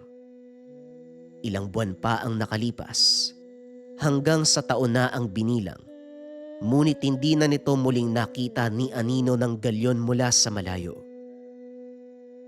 Makalipas ang 10 taon, hindi pa rin nakakalimutan ni Ipeng ang pangako ni Romulo. Patuloy itong nag-aabang sa pantalan tuwing sasapit ang ika-4 na biyernes ng buwan. Hawak ang laroang galyon na binigay ni Romulo. Kaso nga lang walang dumadating. Hanggang sa natanggap na nito ang katotohanan na hindi na uli babalik ang kaibigan at ang mga kasama nito. Pero isang araw, habang naghahanda upang pumasok sa paaralan, may isang pamilyar na tao na pumasok sa kanilang bakuran. Ika-4 na biyernes ng buwan ng mga sandaling yun. Kaya inakala ni Ipeng na nagbalik na si Romulo. Ang taong dumating ay ang mensahero ng grupo ni Romulo. May dalang mga sulat. Isang maliit na bote na naglalaman ng kung anong bato. Kunin mo ang batong nasa loob ng bote at lunukin ni Ping. Dala niya ng mga alaala na nangyari. Malalaman mo kung bakit hindi na nakabalik si Romulo. Wika ng mensahero. Binuksan ng binata ang bote at sinunod ang sinabi nito. Ilang minuto ang nakalipas matapos lunukin ng binata ang maliit na bato. Nawalan siya ng malay. Nagising na tila nakalutang sa himpapawid. At sa bandang ibaba, may dalawang pangkat na naglalaban. Walang iba kung hindi ang armada ni Romulo at mga engkantong kalaban. Napagtanto ng binata na nasa kalagitnaan siya ng digmaan sa pagitan ng dalawang lahi ng engkanto. Matapang na nakikipaglaban si Romulo. Nagagawa nitong talunin ang mga kalaban. Ngunit sa kasamaang palad, isang sibat ang tumama sa katawan ng Ginoo. Dali-dali itong hinila ng kanang kamay papunta sa ligtas na lugar. Mabilis ding pinuntahan ni Ipeng ang kaibigan at habang hinahabol ang hininga, ibinulong ang huling habilin sa kasama. Iparating mo kay Ipeng ang lahat ng naganap dito. Alam kong nag-aantay siya sa muli nating pagbabalik. Ihingi mo ako ng kapatawaran sa kanya kung hindi ko natupad ang pangako. Sabihin mo din na balang araw, muli kami magkikita sa takdang panahon. Matapos ito, tila lumipat ang tagpo. Nakaupo ang binata sa harap ng kahoy at nasa tabi nito si Romulo. Manong Romulo? Anong nangyari? Bakit ka nandito? Paano ka nabuhay? Makinig kang mabuti, Peng. Nakikita mo ang pangitayang ito. Ibig sabihin lang wala na ako. Pero wag kang mag-alala. Gaya ng sinabi ko sa'yo, mawala man ako sa mundong ito, hindi ako tuluyang maglalaho. Dahil ang isang tao ay hindi namamatay sa tama ng sandata o kahit tagtarin mo pa ng bala, kahit pagpera-perasuhin ang katawan. Mamamatay lang ang isang tao sa oras na mawala siya sa alaala ng mga mahal niya sa buhay. Patuloy akong mabubuhay, Ipeng, hanggat nasa puso mo ang aking mga alaala. Hindi na malaya ng binata na unti-unti na siyang napapaluha. Lalo pat na numbalik sa kanya ang mga panahong masaya at nabubuhay pa si Romulo. Matapos ang pangitain, nagising ang binata. Natagpuan nito ang sariling nakahiga sa mahabang upuan habang hawak-hawak ang mga papel na inaabot ng mensaherong si Romulo. Ang mga papel na yan, ang mismong disenyo ng galyon. Nais ni Romulo na itago mo ito at maging inspirasyon. Tahakin mo ang matuwid na landas, si Ping. Ito ang huling kahilingan ng iyong kaibigan. Ang kahilingan ng aking dakilang kapitan. Matapos sabihin ang mga kataga, tuluyang naging buhangin ng katawan ng mensahero. Muling nagbalik sa kanya ang sumpa ni Inaginid. Dahil wala na ang taong nag-alay ng buhay upang makalaya sila. Sa paglipas ng mga taon, naging matagumpay na arkitekto si Ipeng. Ngunit hindi bahay o mga gusali ang ginagawa. Naging taga-disenyo ito ng mga malalaking barko gamit ang mga kaalaman na nasa papel na ibinigay sa kanya ni Romulo. Ang pinakaunang barko na nagawa ni Ipeng ay ang tinatawag na Tierra de Romulo bilang pag-alala sa kaibigan at sa mga kasama nito, si Romulo at ang piratang mga engkanto.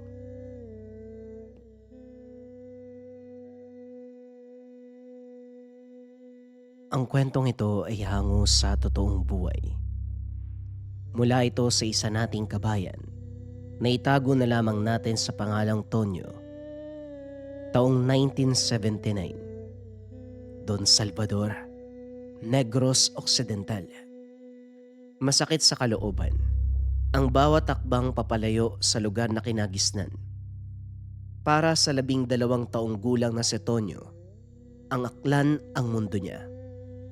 Ang mundo na binuo ng halakhak ng mga kalaro, ng alon sa dalampasigan at ng mga bisig ng pumanaw na ama. Subalit sa isang iglap, ang mundo ay gumuho. Sa loob ng maliit at lumang barong-barong, nakaupo si Tonyo sa isang sulok, nakatitig sa sahig, habang yakap-yakap ang mga tuhod. Sa tapat nito, abala ang inang si Nanay Minda sa pag-eempake ng iilang natitirang gamit sa loob ng bag. Tonyo anak, makinig ka sa akin. Wala na tayong magagawa pa dito. Kailangan nating bumalik sa bahay ng lola mo sa Negros. Doon kahit papano, may matutuloyan tayo ng libre. Wika ni Nanay Minda. Pero Nay, paano po yung pag-aaral ko? At saka, marami na po akong kaibigan dito eh. Ayoko po, Nay. Sana dito na lang po tayo sa Aklan. Dito naman tayo binuhay ni tatay ah. Alam kong mahirap ang sitwasyon natin anak. Pero wala nang iba pang paraan eh. Magugutom tayo dito kung magmamatigas pa tayo. At isa pa, tuwing tumitingin ako sa bawat sulok ng bahay na to, tuwing nakikita ko yung mga gamit ng tatay mo, parang pinipiga yung puso ko eh. Mas nadudurog ako. Hindi ko na kaya. Ilang linggo pa lang ang nakakalipas mula nang lisanin sila ni Tatay Raul. Isang hapon, habang nagpapahinga matapos ang maghapong pag-aararos sa bukid, sa ilalim ng matinding sikat ng araw, bigla na lamang itong napahawak sa dibdib at natumba. Sa isang iglap, si Tatay Raul ay bumagsak. Dahil sa kakulangan sa pera at layo ng pamayanan sa kabiasnan, hindi kaagad nadala sa ospital.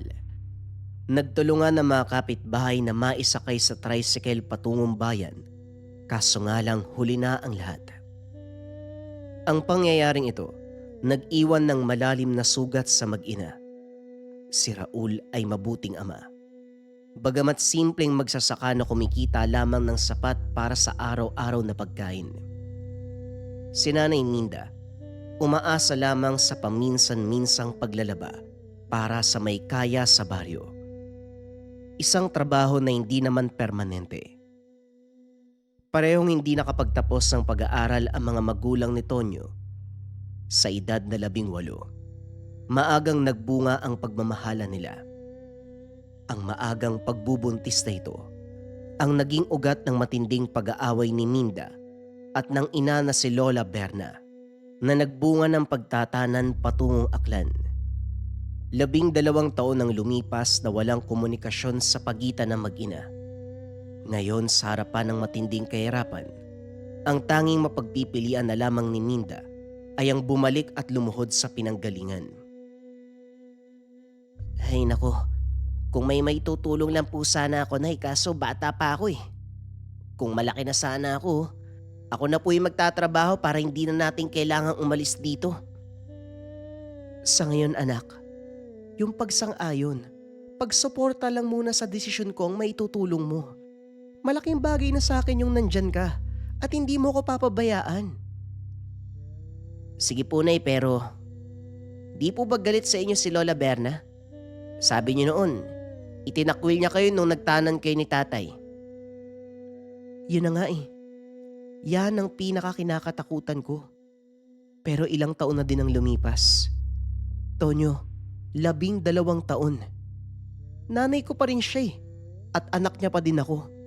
Miss ko na din ang lola mo at saka sigurado ko magiging masaya yon kapag nakita ka niya.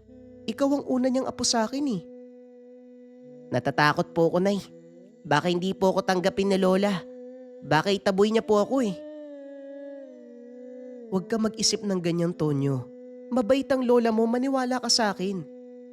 Siguro, strikto lang siya noon dahil gusto niya makapagtapos ako ng pag-aaral. Pero alam ko, malambot ang puso ng lola mo. Totoo po ba, Nay? Kailan po ba tayo lilipat? Nang sa ganun po makapagpaalam ako sa mga kaibigan ko bago tayo malis dito. Sa susunod na linggo, anak. Kaya ihanda mo ang sarili mo. Pati na rin yung mga gamit mo. Magpaalam ka sa mga kaibigan mo ng maayos. Mabilis na lumipas sa mga araw na tila ba nakikisabay sa nagmamadaling takbo ng panahon.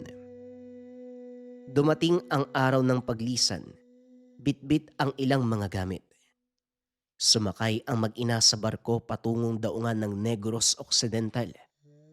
At mula doon, sumakay sila ng bus patungo sa Ilagang Silangan, paakyat sa kabundukan ng Don Salvador Benedicto. Si Nanay Minda ay isang tunay na Negrosanon, tubong Don Salvador. Isang lugar na kilala sa tawag na summer capital of Negros Occidental. Dahil sa malamig nitong klima at nagtataasang mga pine trees. Habang umaakyat ang bus sa palikulikong daan, unti-unting nagbago ang simoy ng hangin. Nawala ang maalinsangang singaw ng kapatagan. Pumalit ang isang kakaibang lamig na humahaplos sa balat. Isang lamig na may kasamang maiwagang hamog na bumabalot sa nagtataasang mga puno at matatarik na bangin. Napakalamig naman po dito, Nay. Parang wala pong katapusan ng gubat Siksik to sa mga naglalaki ang puno Pati may mga halaman pa na hindi ko pa nakita sa aklan. Yung mga bahay madalang. Magkakalayo din. May aswang po ba dito? Ikaw talagang bata ka, bakit mo naman natanong yan? Kasi ang sabi ng kaibigan ko, sa mga gubat daw po nakatira yung mga aswang. Huwag mo nang isipin yung bagay na yan. O siya, maganda ka na. Malapit na tayo. Pagbaba sa terminal ng bus, kinakailangan pang maglakad sa isang makitid at maputik na daanan patungo sa Kakahuyan kung saan nakatayo ang bahay kubo ni Lola Berna. Pagdating sa tapat ng bakuran na napapaligiran ng mga lamang gamot at mga ligaw na bulaklak, kaagad nilang nakita ang isang matandang babae. Puti ang buhok, medyo kuba, pero bakas sa mga galaw nito ang lakas habang nagdidilig ng mga halaman. Hindi nag-atubili si Tonyo sa kabila ng takot na naramdaman nung una nang makita ang mukha ng matanda na may pagkakahawig sa sariling ina. Naramdaman nito ang isang natural na ugnayan. Kaagad na tumakbo si Tonyo patungo sa matanda. Niyakap ang lola ng napakaigpit. Lola! Lola Berna! Nagulat si Lola Berna. Nabitawan ang hawak na balde. Tumitig sa batang nakayakap sa kanya. Pagkatapos kay Minda, na ngayon ay umiiyak habang dahan-dahang lumalapit. Minda! Anak ko, Diyos ko! Kumusta ka na? Naipatawarin niyo po ako. Wala na po si Raul. Wala na po kaming ibang matatakbuhan. Niyakap ng maigpit ni Lola Berna si Minda at ang apong si Tonyo. Ang matagal na panahon na punong-puno ng tampo at galit ay natunaw sa loob lamang ng ilang sandali. Sige na, tumayo ka na, Minda. Tapos na ang nakaraan, ang mahalaga bumalik ka. Kasama mo ang apo ko. Halik kayo, pasok sa loob ng bahay para makapagpahinga. Mahaba ang binyahe nyo.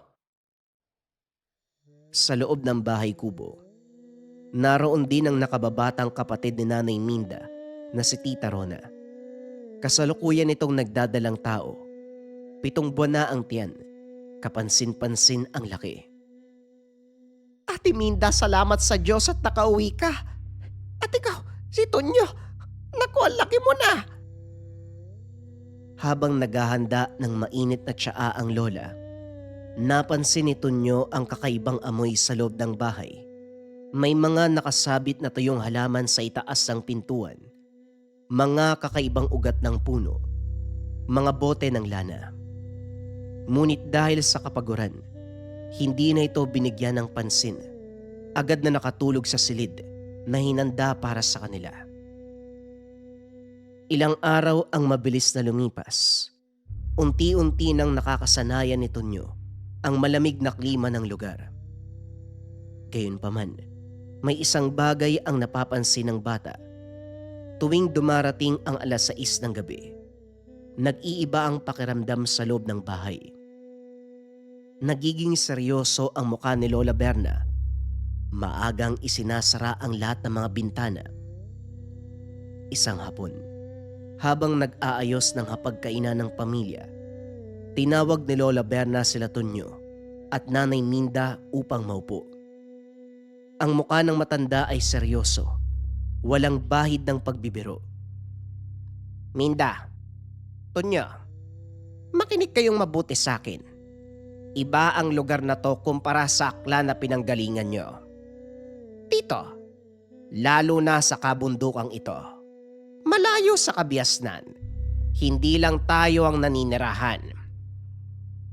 Po, ano pong ibig niyong sabihin, Nay? Ang mga aswang, laganap sila ngayon dito sa ating baryo. Marami ang mga hayop ang namamatay na walang dugo. May mga palipalita pa. Pati sanggol nawawala sa kabilang sityo at ngayon, may malaking dahilan kung bakit sila aaligid sa ating tahanan. Buntis ang kapatid mo, ang amoy ng nagdadalang tao, lalo na't malapit ng mga anak. Parang isang piging para sa mga halimaw na yan.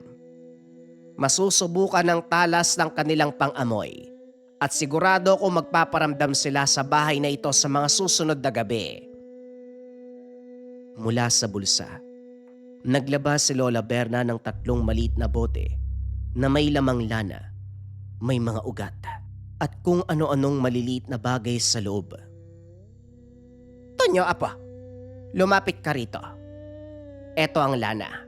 Ilagay mo sa bulsa mo palagi. Huwag mong iwawagli kahit isang segundo. Kapag nakita mong kumulo ang langis na ito, tandaan mo, nariyan na ang masasamang nilalang sa paligid. Dahil nga hindi pa nakakaranas ng ganitong kababalaghan sa aklan, hindi napigilan ni Tonyo ang mapatawa ng bagya. Para sa kanya, ang mga ganitong kwento ay pang telebisyon lamang o hindi kaya kwentong bayan. Ano pong gagawin ko dito, Lola? Pasensya na po kayo ha. Wala po kasi kung alam tungkol sa mga ganito eh. Parang hindi naman po yata totoo na kumukulo yung langis ng kusa. Hindi ngumiti si Lola Berna. Sa halip hinawakan nito ang balikat ni Tonyo. Sapat para tumigil ang bata sa pagtawa.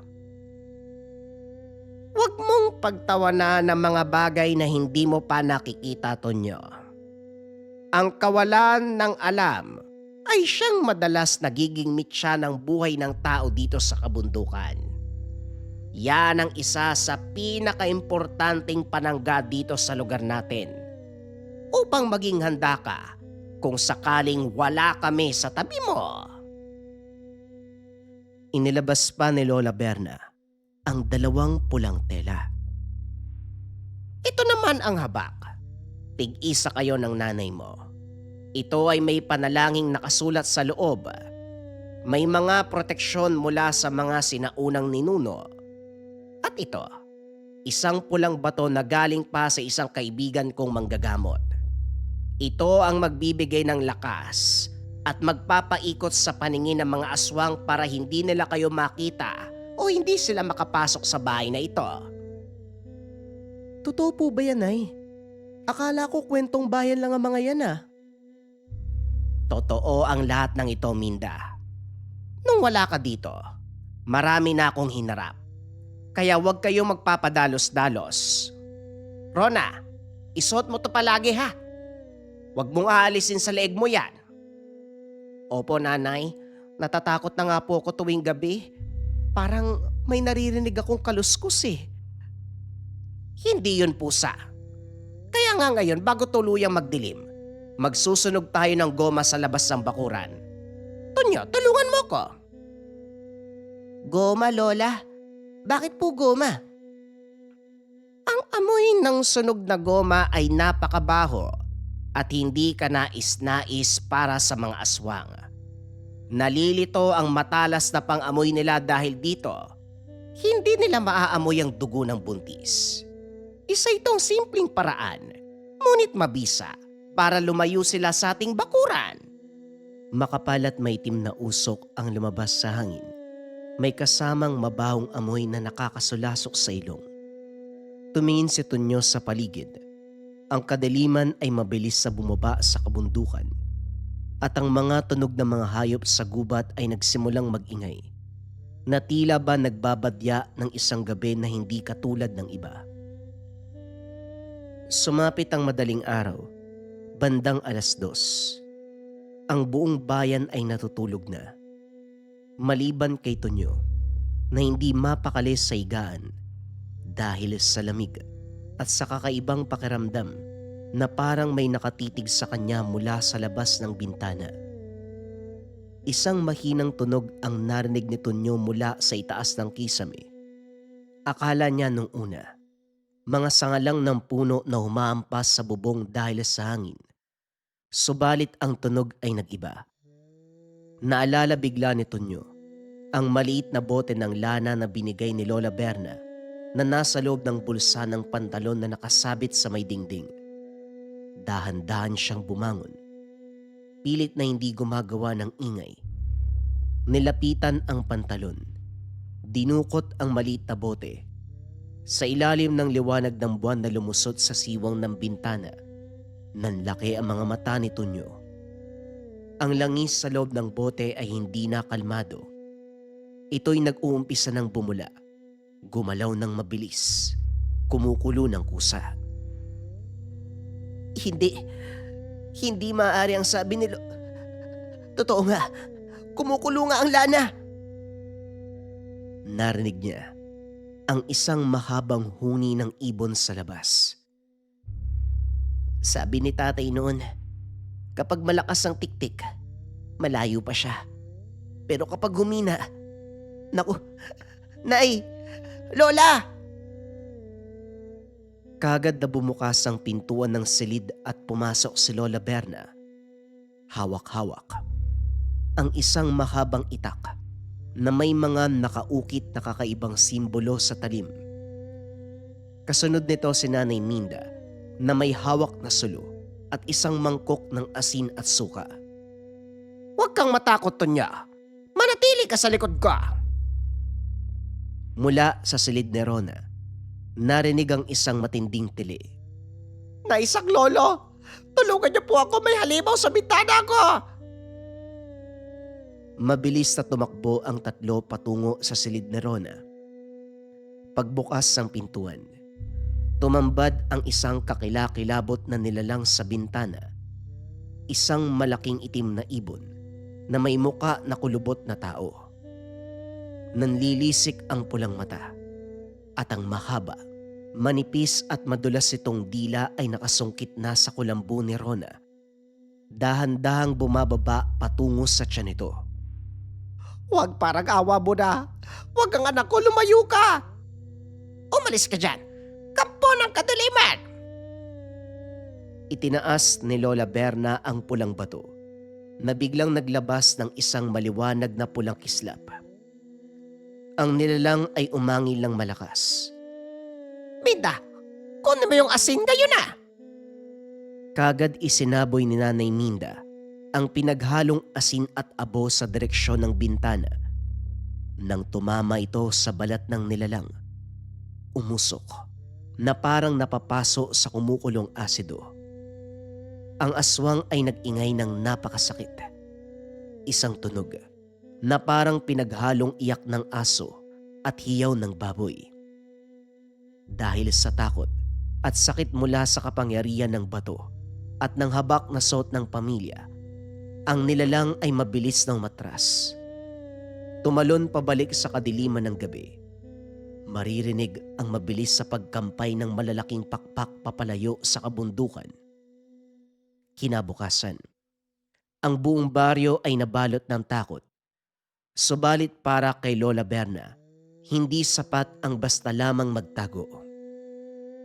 Hindi sila titigil. Nasubukan na nila ang amoy ng dugo ni Rona. Babalik at babalik sila. At sa susunod mas marami na. Ano pong gagawin natin, Lola? Kailangan nating hanapin ng lugar bago sumapit ang susunod na kabilugan ng buwan. Ang pinuno ng mga aswang sa kabundukan na ito, matagal nang naghahanap ng pagkakataon na mapatalsik ako dito dahil ako ang tagapagtanggol sa baryo. Minda, bantayan mo si Rona sa loob ng bahay. Maglagay ka ng mga pangontra. At ikaw naman, Tunyo, sasama ka sa akin. Po, sasama po si Tunyo, bata pa po yan. Baka mapahamak siya. Meron siyang proteksyon. At higit sa lahat, nakikita ko sa mga mata ni Tunyo ang tapang ng kanyang ama. Kailangan niyang matutunan kung paanong ipagtatanggol ang pamilya. Handa ka na ba? Tumingin si Tonyo sa ina. Naisip niya rin ang tatay. Kung buhay pa ito, siguradong gagawin ng lahat para protektahan sila. Handa na po ako, Lola. Ipakita niyo po sa akin ang dapat gawin. Pumasok ang maglola sa kagubatan habang pababa ang araw. Ang kagubatan ay napakatahimik. Walang kahit anong tunog ng ibon. Isang senyales na ang mga ligaw na hayop nagtatago din mula sa isang malakas na banta. Naglakad ang dalawa ng ilang oras hanggang sa makarating sa isang masukal na bahagi kung saan may kuweba na napapaligiran ng mga patay na puno. Tito, nandito sila sa loob. Kumukulo na ang dala nating lana. Mula sa mga puno sa itaas at sa loob ng kuweba, lumabas ang 5 nilalang. Ang mga katawan nito ay tila tao, ngunit mahaba ang mga braso na may matutulis na kuko. Ang mga muka ay baluktot. Ang mga mata ay nagniningas sa galit. Sa gitna nila naroon ang gabunan, isang matandang lalaki na may mahabang itim na kuko. Berna, matagal mo na kaming pinipigilan sa aming mga piging. Ngayon dinala mo pa ang apo mo para mamatay kasama mo. Hindi mo makukuha ang aking pamilya. At hindi mo magagalaw ang mga tao sa baryo habang nabubuhay ako. Tignan natin ang lakas ng iyong mga tangan. Tunyo, hawakan mo ang pulang bato. Itutok mo sa kanila. Huwag kang aalis sa tabi ko. Nagsimula ang isang matinding labanan sa gitna ng kagubatan. Si Lola Berna sa kabila ng edad, kumikilos na parang isang biyasang mandirigma. Ang bawat taga ng itak, nagiiwan ng sugat na may kasamang usok at apoy sa katawan ng mga aswang. Dahil sa mga nakasulat na orasyon dito, isang aswang sumubok na dambahin si Lola Berna mula sa likod. Lola, sa likod mo! Itinaas si Tonyo ang pulang bato. Naglabas ng napakalakas na liwanag na tumama ng diretsyo sa muka ng sumugod na aswang. Umangil ito ng napakalakas. Nagsimulang mapulag. Magaling, apo. Tama ang ginawa mo. Ngunit dahil sa galit, ang gabunan mismo ang sumugod. Mabilis ang galaw ng nilalang. Tila isang anino na lumilipat sa bawat puno. Sa isang iglap, nasundot nito ang balikat ni Lola Berna gamit ang matatalas na kuko na naging sanhi ng pagtapo ng itak ng matanda. Naku! Lola! Tumawa ng malakas ang gabunan habang dahan-dahang lumalapit kay Lola Berna na ngayon ay nahihirapan ng bumangon dahil sa kamandag ng kuko ng aswang. Tapos na ang panahon mo, Berna. Ngayon, kakainin ko ang puso mo kasama ng iyong apo. Humarang si Tonyo sa tapat ng lola Nanginginig ang buong katawan. Ngunit naalala niya ang mga malas sa buhay at ang alaala ng ama na palaging nagsasabi sa kanya na huwag susuko kailanman. Hawak ang habak sa leeg. Naramdaman ang kakaibang init na dumadaloy sa kanyang mga ugat. Wag mong sasaktan ang lola ko. Inilabas niya ang bote ng lana na kumukulo ng labis. Isang matapang nakbang. Binuksan ni Tonyo. Itinapon ang kumukulong langis ng diretsyo sa muka ng gabunan. Ang init! Napasigaw ang nilalang. Ang muka ay unti-unting natutunaw dahil sa lakas ng langis. Ilang sandali pa, isang matinding katahimikan ang bumalot sa gubat habang ang katawan ng pinunong gabunan ay dahan-dahang naging itim na usok at tuluyang nawala sa hangin. Ang natitirang mga aswang nang makitang patay na ang kanilang pinuno, nagmamadaling tumakas patungo sa pinakamalalim na bahagi ng kabundukan upang hindi na muling makabalik pa. Lola, ayos ka lang po ba? Ngumiti si Lola Berna.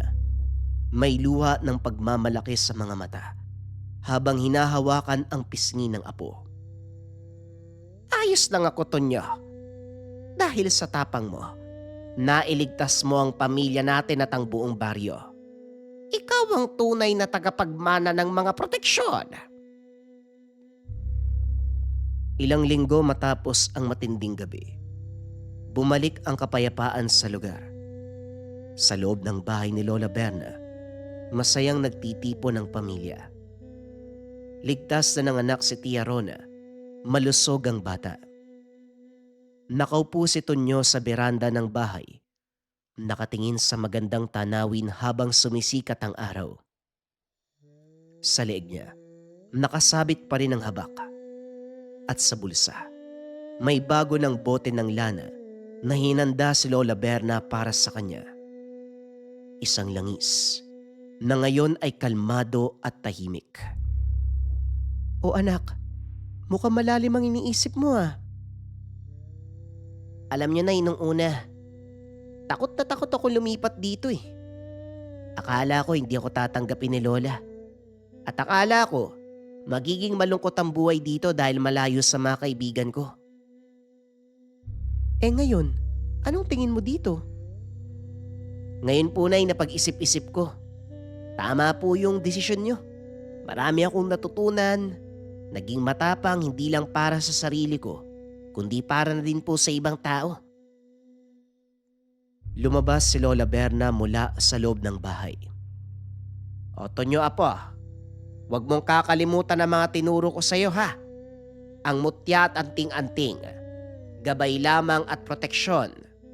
Ang tunay na lakas, nagmumula sa isang malinis na puso at sa tunay na pagmamahal. Opo Lola, hindi ko po yan makakalimutan. Ang hangin, patuloy na umihip ng malamig at ang bagong pag-asa ng isang pamilyang dumaan sa matinding unos. Ngunit nanatiling matatag dahil sa pagkakaisa at tapang na ipinakita dahil sa trahedya. Naway nagustuhan ninyo ang kwento ni Lola Berna at ang kanyang tagapagmana na si Tonyo. Kumusta mga kabayan collectors, kung naghahanap kayo ng legit na mga gamit kontra o depensa espiritual, kontra kulam, barang, tigalpo, palipadangin, usog na may kasamang rebuelta o balik sumpa. Kung naman yung sumpa na nararamdaman mo, kung naman yung sumpa na ibinigay sa'yo, ibabalik sa taong nagbigay. I-visit nyo lang ang www.likamerchandise.com or pindutin nyo yung basket na nandito sa video or click nyo yung link na nasa comment section. Kita-kits sa susunod na kwento.